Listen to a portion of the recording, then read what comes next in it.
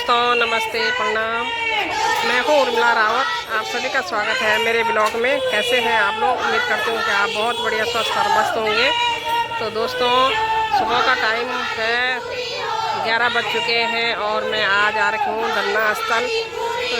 LUCC का धरना स्थल है श्रीनगर गढ़वाल में, पीपल चौरी के पास पे धरना स्थल में पहुँची हूँ। और रोज़ की तरह आज भी धरना जारी है। और देखिए इन बहनों के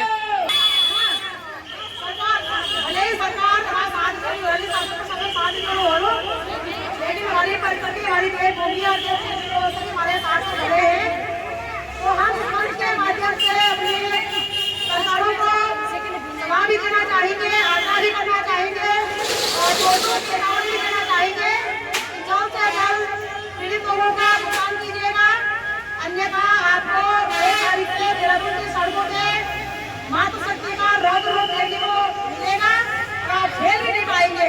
इतिहास गवा रहा है जब एक तीरों ने तलवार खींची तो तीरों के सामने समाज ने टिक पाया। जब एक झांसी ने तलवार खींची तो झांसी के सामने अंग्रेज ने टिक पाए। जब फूलन देवी ने बंदूक उठाई तो बलात्कारी फूलन देवी के सामने नहीं टिक पाए। जब सावित्रीबाई फुले ने कलम उठाई तो तमाम भूत वंचिता के लोग सावित्रीबाई के सामने नहीं टिक पाए। आज उत्तराखंड की मातृशक्ति ने आवाज उठाई है अपने अधिकारों के लिए। यदि हमारे अधिकारों का हनन किया जाएगा तो हम सतयुग से लेकर के कलयुग तक का बदला लेंगे। हम अपने हत्या का हिसाब मांगेंगे। अभी हम सिर्फ और सिर्फ अपने खून बचने के भुगतान मांग रहे हैं। यदि सरकार कभी जागी नहीं तो हम लोग जो हमने त्याग आपने किया है, जो अपने रक्त से आपको सींचा है, जो खून से आपको बड़ा बनाया है, जो भोट से आपको कदम में बिठाया है, जो टैक्स भर करके आप लोगों का घरबार चला रहे हैं, प्रत्येक चीज का हिसाब दिया जाएगा और आपको जवाब देना पड़ेगा। या तो जवाब दोगे या फिर खाली करोगे। पहले तो हमारे मानना है कि आप लोग जानते हैं जनता के सेवक हो, आप हमारी क्यों नहीं सुनोगे? आप इतनी हिम्मत नहीं होनी चाहिए कि आप जनता की नहीं सुनोगे। यदि जनता की जनप्रतिनिधि नहीं सुनेंगे तो और कौन सुनेगा? कायदे से नहीं होना चाहिए था। जो कुछ भी प्रोग्राम जनता के सामने है, जनप्रतिनिधियों को स्वयं आकर के जनता को पूछना चाहिए था कि मेरी माँ बहन बेटियों, हमारे नागरिकों, आपको क्या परेशानी है? आप क्यों बैठे हुए हो? आप क्यों चिल्ला रहे हो? आप क्यों रो रहे हो? आप सड़कों पे क्यों भटक रहे हो? लेकिन पिछले 68 दिन से हम अपनी वीर चंद्र सिंह गढ़वाली के स्मारक से चला रहे हैं। उस महानुभूति के स्मारक से, उस महापुरुष के स्मारक से चला रहे हैं जिन्होंने अंग्रेजों को लोहे के कड़े चलाने पर मजबूर कर दिया था, जिन्होंने अंग्रेजों को घुटने टेकने पर मजबूर कर दिया था। उन महानुभूति के समक्ष हम पिछले 68 दिन से बैठे हुए हैं और हमारे द्वारा यहाँ पे सरस्वती देवी LUCC धरना प्रदर्शन से अपने बातें रख रही है। सबका की भाव दिखाएंगे, धन दौलत के रसूल दिखाएंगे और हम बर्दाश्त कर लेंगे। ऐसा कदापि नहीं होगा। बहुत हुआ माँ बहन बेटी पे अत्याचार, हम अब एक भी अत्याचार सहने के लिए तैयार नहीं है। बहनों क्या आप लोग अत्याचार सहने के लिए तैयार हो? बिल्कुल भी हम अत्याचार नहीं सहेंगे। हम अपने वोट का हिसाब मांगेंगे। जो हमने वोट दिया उसका हम हिसाब मांगेंगे। जो हमने टैक्स भरा उसका हिसाब मांगेंगे। जो हमारे साथ अन्याय हुआ है हम उसका जवाब मांगेंगे। ये गलतफहमी में है कि महिलाएं बोला सिर्फ डंडा झंडा उठाने के लिए होती है और महिलाओं का सिर्फ इस्तेमाल किया जाता है। हम अब पूरे न केवल उत्तराखंड में, पूरे देश में मातृशक्ति का इस्तेमाल नहीं होने देंगे और मातृशक्ति को उनके अधिकारों के लिए लड़ने के लिए सशक्त बनाएंगे। मातृशक्ति पहले से सशक्त है, थोड़ा सा अपने शक्ति को भूल चुकी है, थोड़ा सा अपने अस्तित्व के प्रति उदासीन है। लेकिन पिछले 68 दिनों से हम मातृशक्ति के विरोध में साहस पैदा कर रहे हैं, उनकी शक्ति को जगाने की कोशिश कर रहे हैं और लगभग मेरा पूरा उत्तराखंड जा चुका है।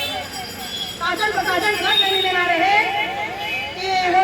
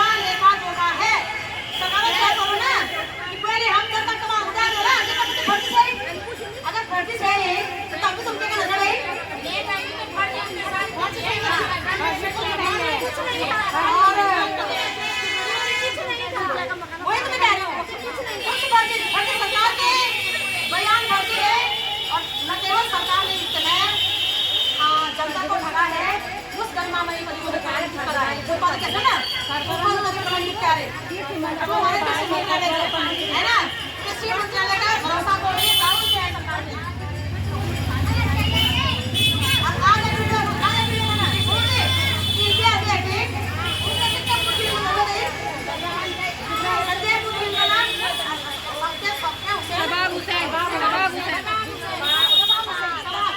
शबाब हुसैन का वीडियो रक्षा मंत्री के साथ, हमारे रक्षा मंत्री राजनाथ सिंह के साथ है। क्या राजनाथ सिंह भी फर्जी है? अभी सागर में सभी फर्जी है, सब फर्जी है, सब फर्जी है। ये तो फर्जी है ना, तो हमारा काम है हर जगह से फर्जी लोगों को भाग निकालना।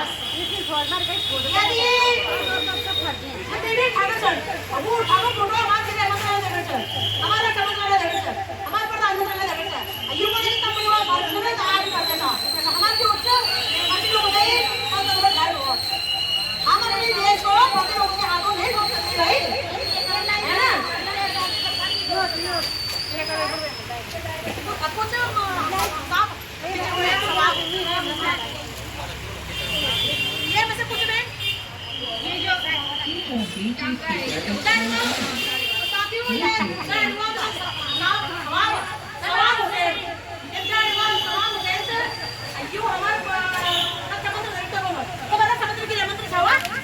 उस समय रक्षा मंत्री शायद गृह मंत्री थे जिसने ये फोटो कौन लगे